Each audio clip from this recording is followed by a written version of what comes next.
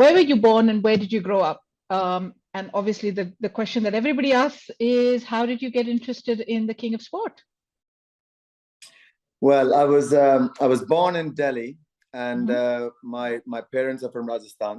They've got farms in Rajasthan and Punjab, and I went to school and college in Delhi, and then I left for the US. I spent 2 years in Kentucky, working for TaylorMade Farms.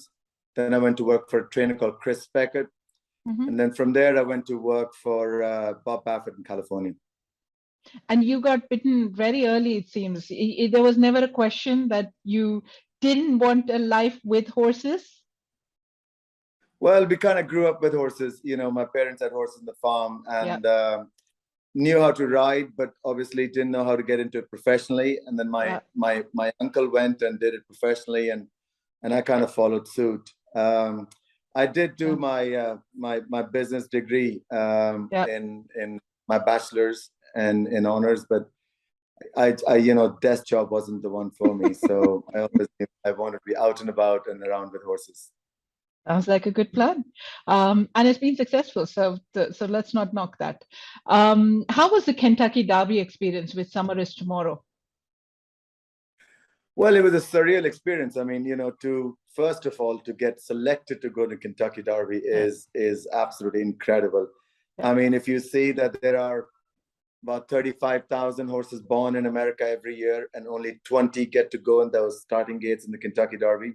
Yeah. So it's like going to the Olympics. And since I was a child, I watched every Kentucky Derby, and I was present there for many of them, even when I worked for Bob, or even as a spectator. So it was always a dream, and just to get selected to go there was incredible. And now we know what to do, what kind of horse we need to take, and we're going to try our best to actually win that race one day. Fantastic. That sounds like a goal, a goal that you want to go for. Yes. Yeah. I mean, that'll be the ultimate goal. Obviously, it's never easy. You can't win the Olympics, every day. It just, everything has to go right. And the biggest thing is to travel all the way from Dubai to America. You run against horses that are residents there, and so there's a lot against you, but adversaries make you stronger. Did you have any concerns about traveling Summer is Tomorrow? The physical, they say that it can be stressful for a horse. So did you have any concerns about traveling him from here for the race? Well, for a young horse, he's had plenty of air miles. Yep. He was bought in America, and then he went to Ireland, where he was broken and ridden, and from there he went to UK, and that's where he got sold, and from UK came to Dubai. So he had plenty of air miles on him, but it's never easy to travel a horse that far away. Even human beings can, it can knock you out, and the different time zones and the travel. So we did have some very good vets who went to travel with him, and they took care of his hydration and stuff like that. But it's never easy to go that far away, with any horse. Makes sense. Makes absolute sense. And what are your plans now that he's back in Dubai? What are your plans for him this season? Well, there's a nice race for him on the 1st of December. I think I call it. I think the authorities or DRC was very clever to put a race like that. It's a race for 3-year-olds only. It's a condition race. So, where all the top 3-year-old in this country can meet and race against each other before they have to go meet older horses. As in this country, we don't have racing in the summer. So these 3-year-olds, they don't get a chance to run against their own sex much, So that's why I think it's a very clever idea to put a race like that. And, you could probably meet the Guineas winner versus the UAE Derby second versus the UAE Derby third or fourth, where Bandung was. So it's a good race. It's a conditioned stake race, so we'll carry top weight, and it'll be a good place to start. It'll be interesting. And what did his performance, the way he broke, the way he finished, what does that say to you about Summer is Tomorrow and your sort of training tactics for him over this season? Well, Summer is Tomorrow had the points to go to Kentucky Derby, and the owners are very keen for it. I think mile and a quarter obviously stretches out his stamina. He's not a mile and a quarter horse, but if you don't run them in those races, you'll never find it. He did set the record for the fastest quarter mile ever in the history of Kentucky Derby, and maybe the second or third fastest half mile ever. But those are not the records we really wanted to set. I would have liked it if he had the fastest last 4 furlongs rather than the first 4. But he's an out and out speed. He can't. It's very hard for him to relax behind the horse. Yeah. And the gate. I mean, the Japanese horse and him, they hooked up too early, and unfortunately, they burnt themselves out. But this is how this is horse racing, and this is what happens. Well, it took Nature Strip some time to learn the trick to relax. So Summer is Tomorrow is on his way. Yeah, exactly. So, I mean, we are teaching him in the morning to relax, but he's a bigger colt, and he thinks he's the man now. He's full of beans. So it's not an easy job, but we are doing the homework in the morning. But I mean, on the other hand, sometimes you just think that his first 6 furlong was so fast. It was in the Kentucky Derby. It was the time was as fast as the Group 1, in the previous races. So we'll use this. We'll go from there. We go from there. And what are your plans? I mean, Remorse, Switzerland, Arabian Gazelles, and Bendug, all these horses did really well last season. Where do you see them this season coming forward? Bendug is a ginormous horse. He's just, I mean, I'm surprised how big he is. And what he did last year was incredible for his size. The horse only broke his maiden 2 months previously to running in the UA Derby. So, whatever he did was just phenomenal. And he's even a bigger horse. We haven't done much with him yet. He's just done some easy gallops. I think he's going to start some serious work from this Sunday onwards. But the plan is probably to run them both in the same race because it's a race for 3-year-olds only. Fantastic. And what about Switzerland? Yeah, Switzerland. I haven't spoken to the owners yet, but most probably we'll run him in the Dubawi Stakes, which is on the 6th of January. He won his first race last year on the 1st of January, but it was a different race. It was called, but that race is a little bit too early this year. I think it's on the 9th of December. So we're probably not going to run him that early. We're going to just try and keep the same formula. But obviously, I have to have a discussion with the owners, and I'll speak to them. Maybe that will be the plan. Fantastic. And how many horses do you have at Zabeel this season? We're probably going to have similar number or maybe a little bit more. I think we should have, by the time we get all the horses in the stables, maybe we'll have about 135, I think. Fantastic. That's a bigger number. We could possibly have 140. It'll be one of those, something like that.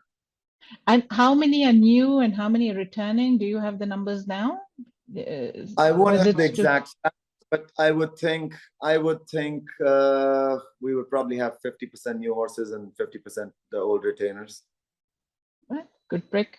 You were at the international sales this year. How did that go? And any highlight purchases that we hope to see out and about this season? Yeah, I was almost at every sale. I think the people got a little bit sick of looking at me at every sale. So I was, I think I did 6 countries in 5 weeks. That was including America, actually. And it was hectic. And but we've got some great owners, great support we have for, in Zabeel Stables. And we were able to buy some nice 2-year-olds, I think. We've also had a few older horses, but not that many as yet. The international sales, but we bought a good few horses in the Godolphin sale. So I think we bought some good horses. There lots of them are diamonds in the rough because they haven't run, but there's a lot of potential in some good horses there.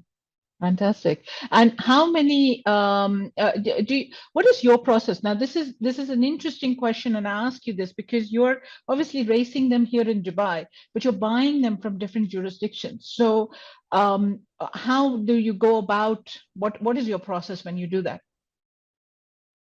Well, we usually go for the main international 2-year-old sales. So, every big sale. So that would include from America to the Craven in UK, which is a premier sale, and then the Arcana sale in France, and then Ireland. So and even Dubai sale. Actually, the Dubai sale had some really good horses, and it was the first year of Dubai sale, the 2-year-old sale.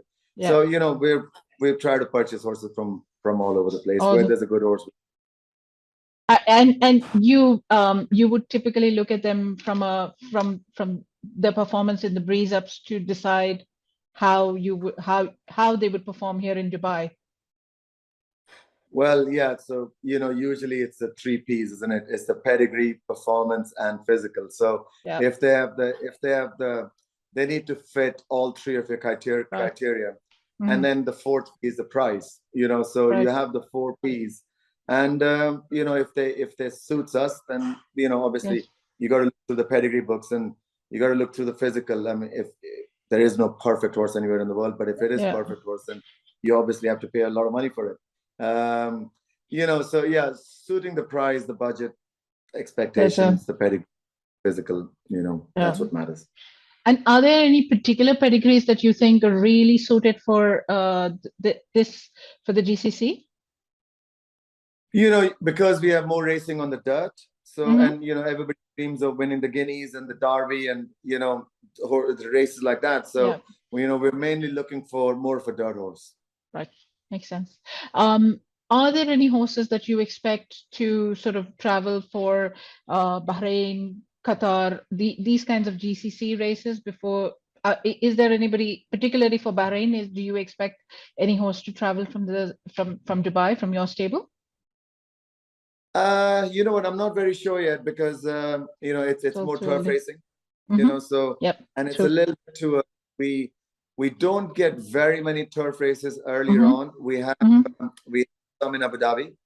So this part of December we have 3 or 4 races, but big group races are the National Day Cup, and which is in middle of early part of December. So so judging from there, you can us trainers in Dubai, maybe we can make a call. So actually this year we have they've moved the Emirates Championship, the Group 3 at 2,000 meters in December as well.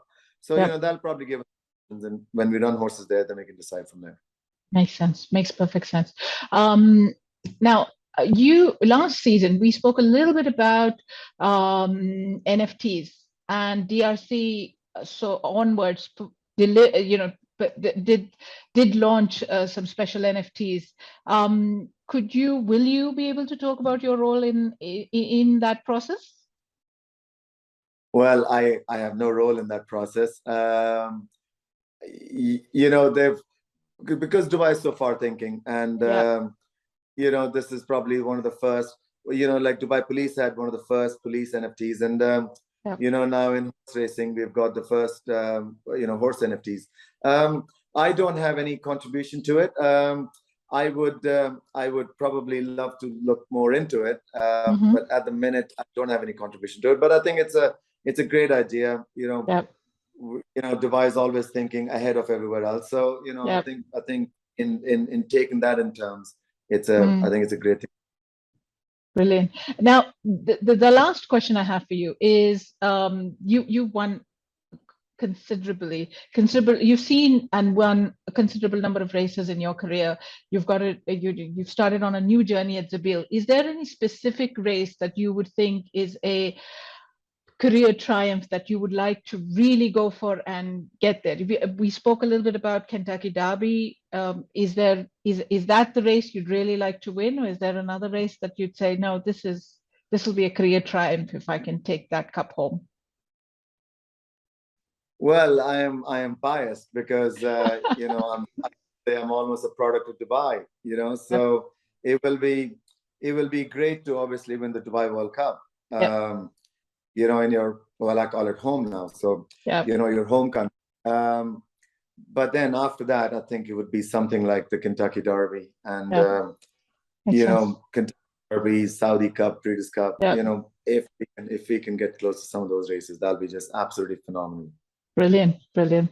Thank you so much. It was lovely having you here today. It was an absolute pleasure talking to you.